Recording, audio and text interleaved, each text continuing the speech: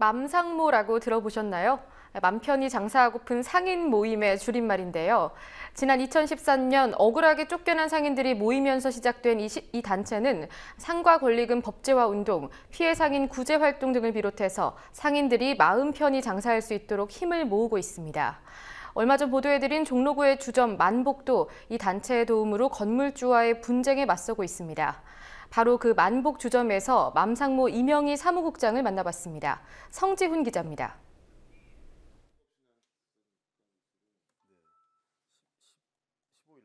말 그대로 그 맘 편히 장사하고픈 상인 모임입니다. 그래서 맘 편히 장사하면 되는 환경을 만들기 위한 활동들을 하고 있고요.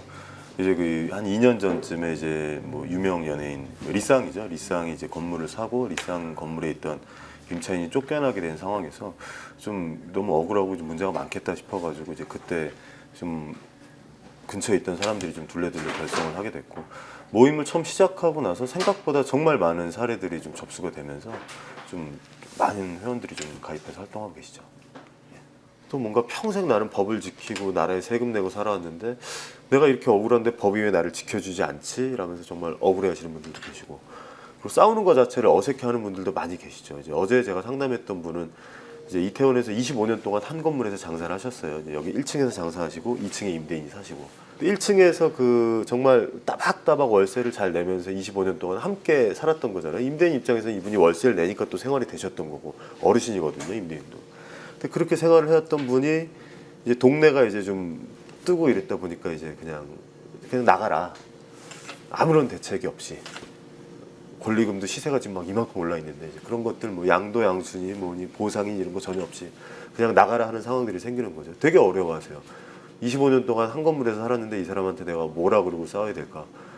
상가 임대차 보호법이라고 하는 게 실제 이제 상인들을 보호하기 위한 법이다라고 하면은 상인들을 대변하는 사람들이 이 법을 만들었으면 제일 좋은 건데, 근데 상가 임대차 보호법 자체를 사실 임대인과 임차인이 있을 때 누구를 더 대변하는 사람들이 만들었는가가 핵심인 거죠.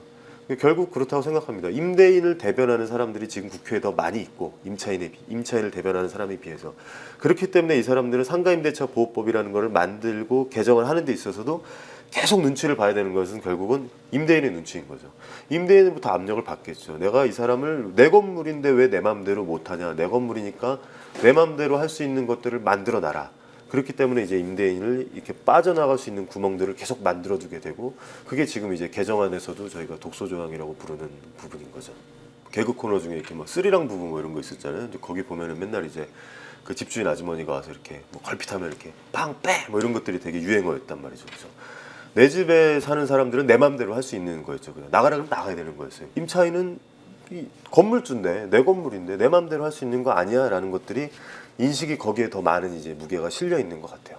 근데 이것들이 바뀌어야 되겠죠. 장기적으로 보면은 자기 건물이지만 자기 마음대로 뭐 수익하고 뭐 사용할 수 있지만, 그래도 이 건물에 들어서 있는 사람들의 어떤 그 상인들의 권리, 임차인들의 권리라는 것이 있고, 이것들과 임대인 그 재산권이라고 하는 게 임대인이 가지고 있는 소유권과 임차인이 가지고 있는 영업권, 이런 것들이 동등하게 고민돼야 되고 동등하게 지켜져야 되는 권리라는 것들로 이제 인식이 바뀌어지게 되다 보면은 사회적으로도 좀 많은 것들이 바뀌겠죠.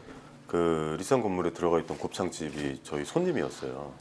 그 제가 이제 그 손님을 가게를 얻어준 거죠. 여기서 하시라고.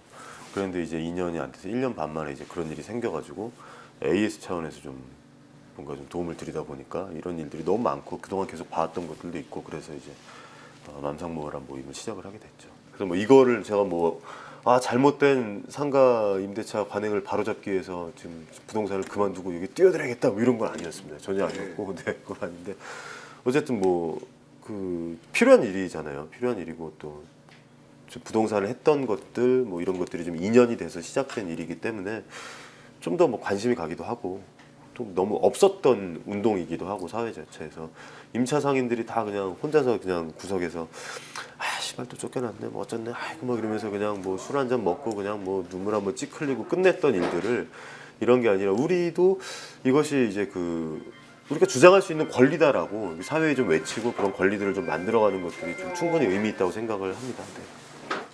쫓겨나는 사람들의 뭐 연대들도 그렇고 이게 비단 내가 먹는 밥그릇이 뭐 돈으로 표현되는 것만이 아니라 내가 살아왔던 어떤 그 공간을 지키는 것, 그 삼터를 지키는 것, 일터를 지키는 것들 이런 것들이 결국은 다 살기 위해서인 거잖아요. 이 점포에서 내가 쫓겨났을 때 대안이 없는 거죠. 그래서 이 대안을 내놔라. 이 대안에 대해서 같이 고민을 해라. 대안이 없다라면은 마음대로 함부로 쫓아내지 마라라고 하는 것들이 밥그릇 싸움으로 비친다라면은 뭐 정확한 표현이 아닐까 싶습니다. 내가 지금 밥을 먹어야 사는데 내 밥그릇을 누가 뺏어가고 대신에 뭐 빵이나 뭐 라면이라도 하나 갖다 줘야 될 거 아니에요. 근데 그런 거 없이 그냥 뺏어가는 상황에서 내 밥그릇을 내놔라, 이걸 지켜라, 지킨다라고 하는 싸움이 잘못된 건가? 뭐 이런 생각이 좀 듭니다. 네. 자영업자들이 뭐 700만이 된다고 하는데 그 중에 이제 제가 보기로는 대다수가 아마 임차 상인들일 텐데 임차하는 자영업자들일 텐데 뭐 상인들의 어떤 조직이 생기니만큼 상인들의 권리를 낼 수 있는 목소리를 좀 낼 수 있는 어떤 조직이 돼서 이 사회에 좀 쫓겨난 이들과 좀 연대를 통해서 많은 것들을 좀 바꿔가면서 함께 사는 세상을 좀 만들 수 있지 않을까 하는 것이 좀 장기적인 목표죠. 임차 상인 운동을 통해서 함께 사는 세상을 만들어내는 것.